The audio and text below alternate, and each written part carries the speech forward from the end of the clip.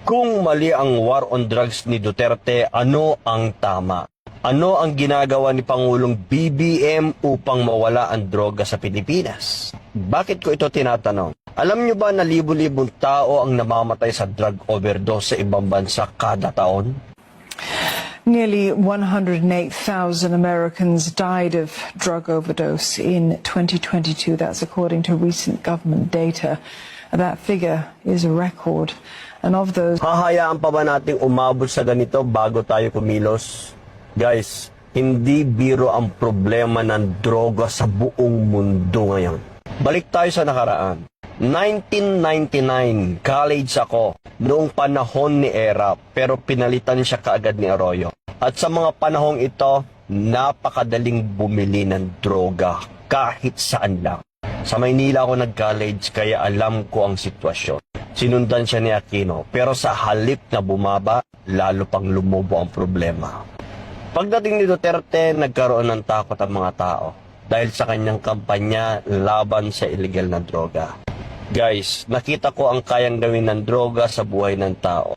Yung pambili na lang nila ng bigas, ibibili pa nila ng droga.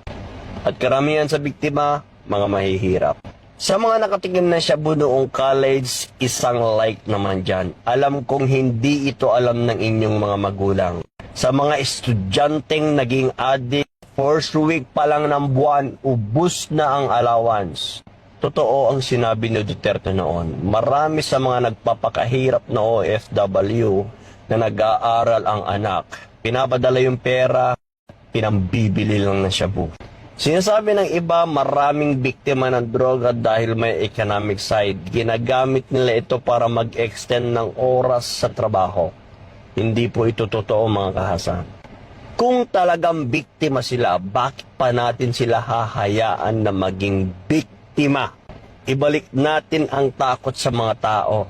Ipaalala natin na ito ay bawal. Ipatupad natin ang parusang naaayon sa batas upang makita ng mga susunod na henerasyon ang pangil ng hustisya. Hindi ko kayo hinihikayat na gustuhin si Duterte. Nanghihinayang lang ako na hindi itunuloy ni BBM ang kampanyang sinimulan niya laban sa droga. Sa tagal ng panahon na naging problema natin ito, siya lang ang naglakas loob na magtaya ng lahat upang sugpuin ito. Ang masakit pa, ito pa mismo ang naging dahilan upang litisin siya sa ibang bansa. Hanggang sa susunod, bum burung bum bum. Hanggang sa susunod, bum burung bum bum.